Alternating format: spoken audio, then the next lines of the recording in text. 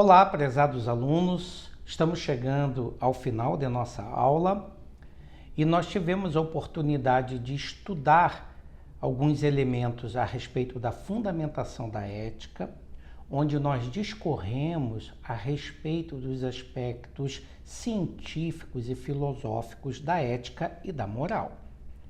Na segunda aula, nós discutimos os fundamentos da ética cristã ou teísta, mostrando a diferença entre a ética secular e a ética cristã.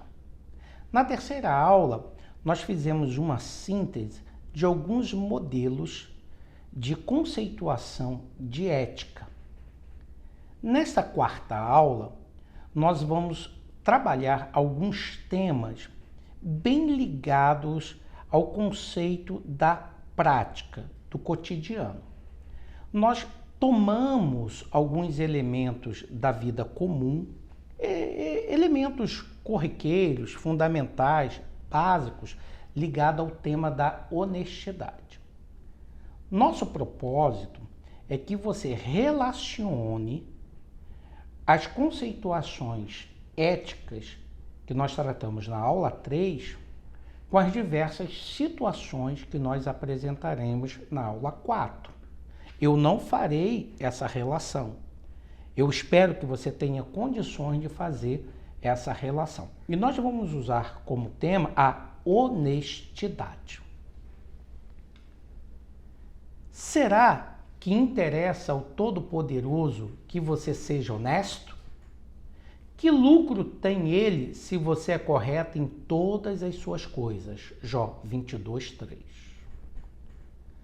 Achado não é roubado. Quem perdeu? Certo domingo, Alex se dirigia à escola dominical quando encontra, junto à calçada, uma carteira que, além dos documentos, continha R$ 130 em notas de 5, 10 e 20. Olha ao seu redor e percebe que não há ninguém à sua volta. Lembrou-se imediatamente daquele tênis que não pôde comprar, pois a despesa financeira daquele mês o impossibilitou. O que há de errado em ficar com o dinheiro e entregar a carteira? Afinal, achado não é roubado. Quem perdeu? O que você faria? Ficaria com o dinheiro e devolveria a carteira? Devolveria a carteira e o dinheiro? No final, você vai ter que decidir. Honestidade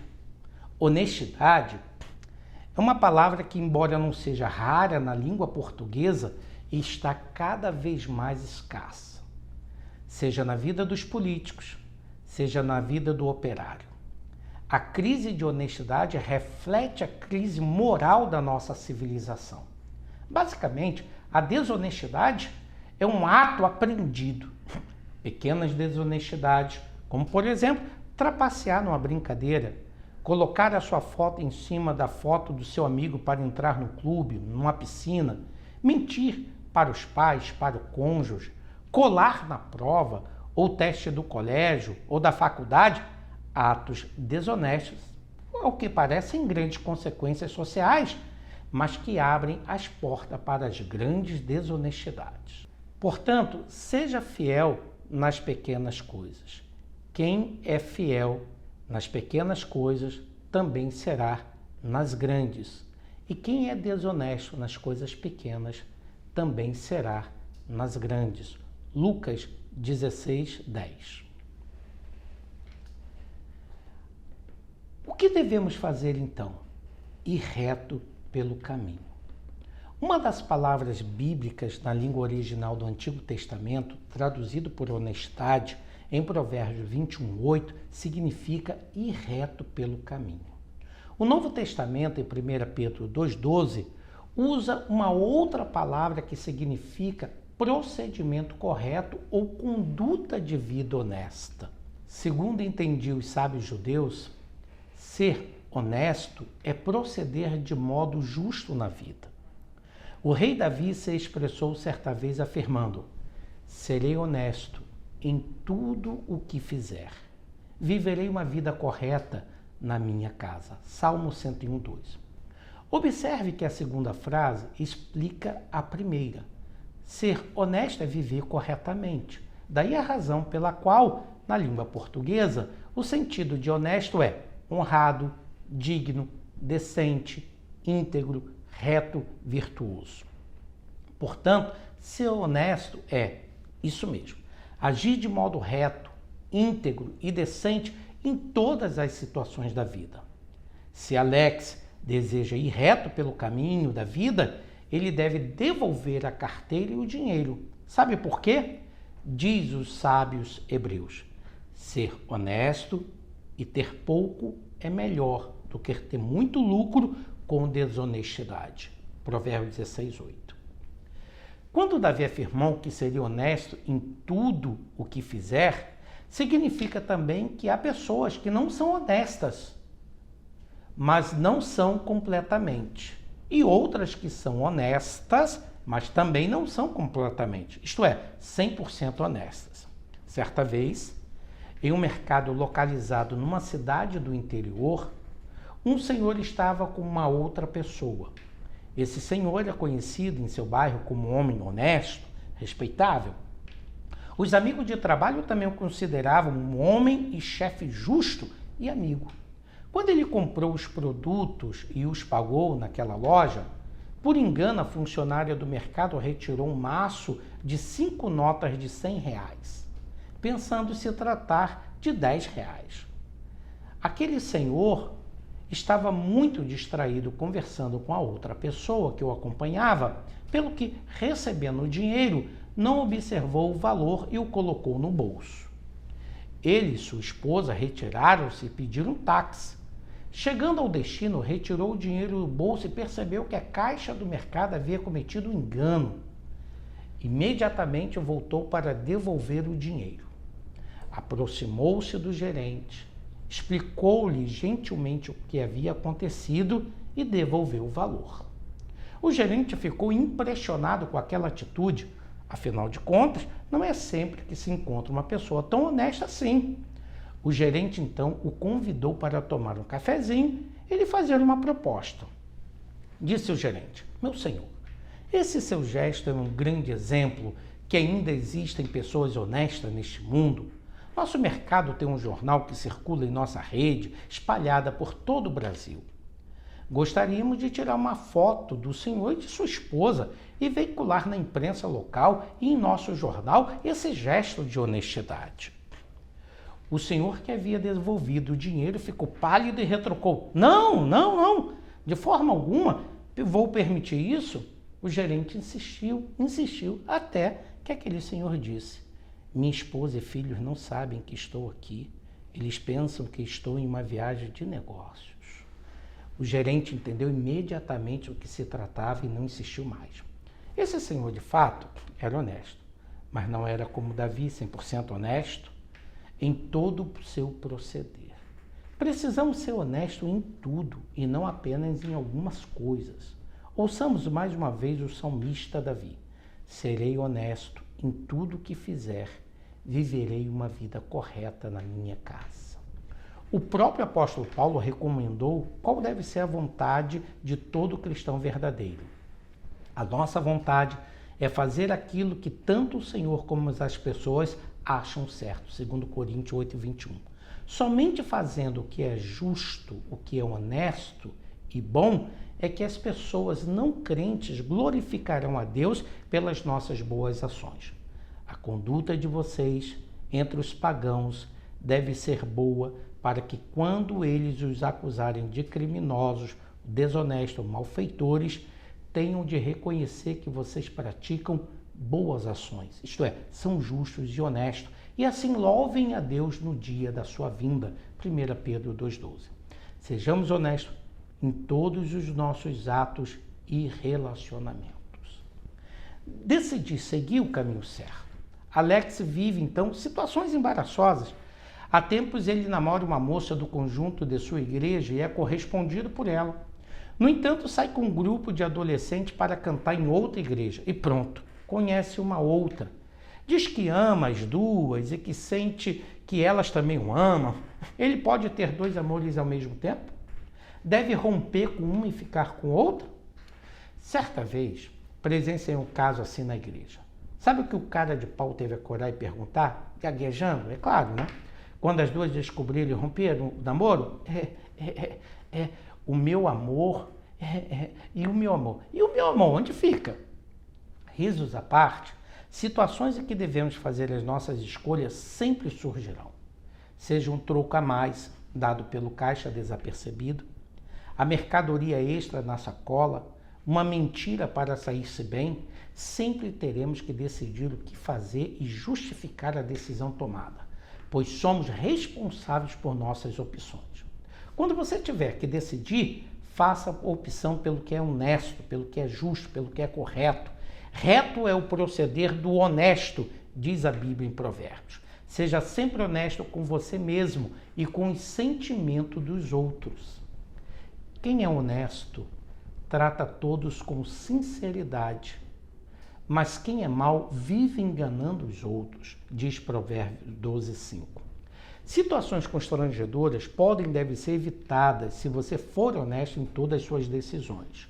Diz a Bíblia, o homem honesto escapa da angústia, Provérbios 11:8. Uma pessoa honesta não é abalada pelas crises e circunstâncias da vida. Quem pratica a maldade não tem segurança, mas quem é honesto não será abalado, Provérbios 12:3. Muitos personagens da Bíblia são exemplos de retidão. José, por exemplo, em muitas ocasiões teve que decidir em ser obediente e temente a Deus ou pecar contra o Senhor e o próximo. No entanto, sempre escolheu a melhor opção, obedecer ao Senhor e não pecar contra as pessoas. Em uma dessas situações, ele estava na casa de seu senhor Potifar, quando recebeu com insistência uma proposta para pecar contra Deus e seu patrão. Seu patrão não estava em casa, os outros criados não estavam presentes, ele estava sozinho. Mas mesmo assim, José, quando foi tentado pelo pecado, disse: como poderia eu fazer uma coisa tão imoral e pecar contra Deus? Gênesis 39:9. Ele soube decidir. Ele optou pela decisão justa, santa e inteligente. Assim como José, você também é desafiado com muitas ofertas feitas pelo mundo afastado de Deus. É como se você estivesse em um grande supermercado, de grandes e largas prateleiras, contendo todos os tipos de guloseimas e fosse convidado a comer todo e qualquer doce. Seus olhos esbugalham, você lambe os beiços e fica com a vontade incontrolável para comer os doces. Você enche as mãos e come como um animal faminto. Depois de saciada, a barriga começa a doer.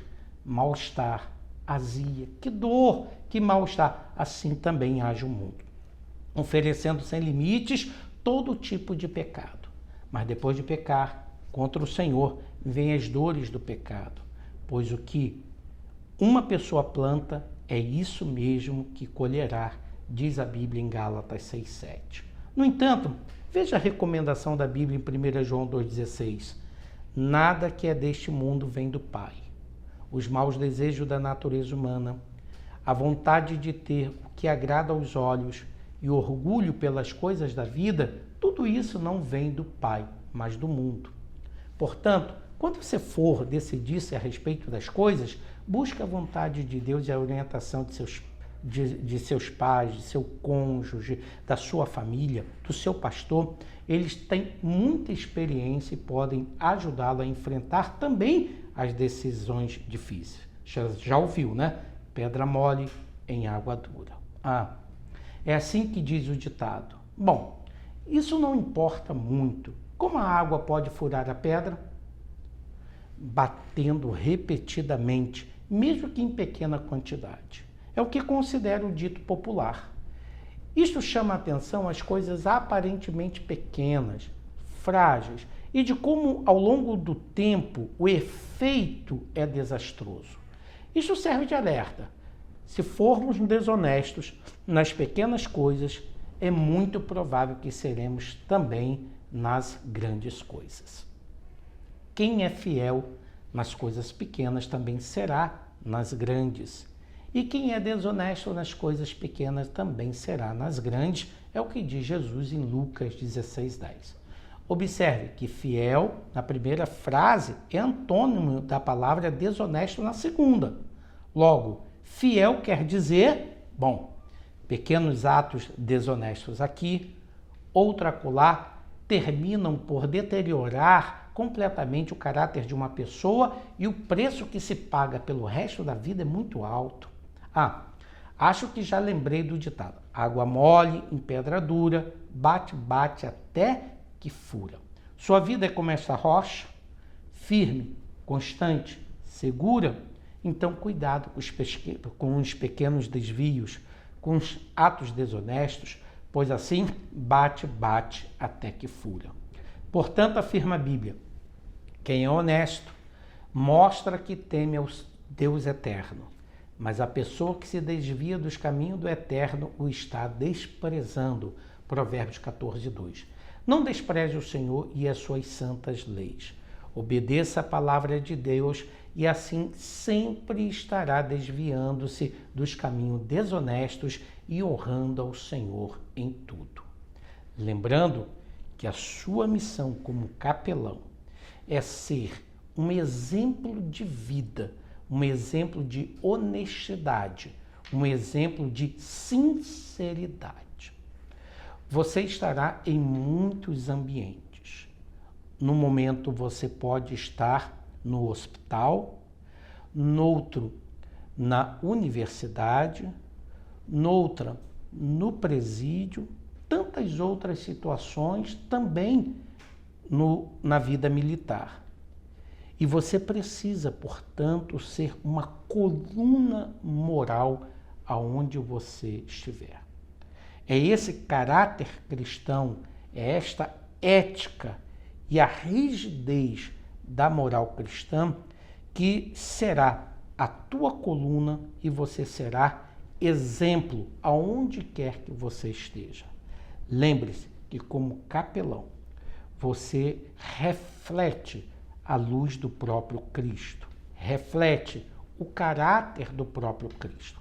É necessário, portanto, que na universidade, nas forças militares, no hospital, nos presídios, você seja uma luz e que o caráter de Cristo possa refletir o teu caráter e a tua ética cristã.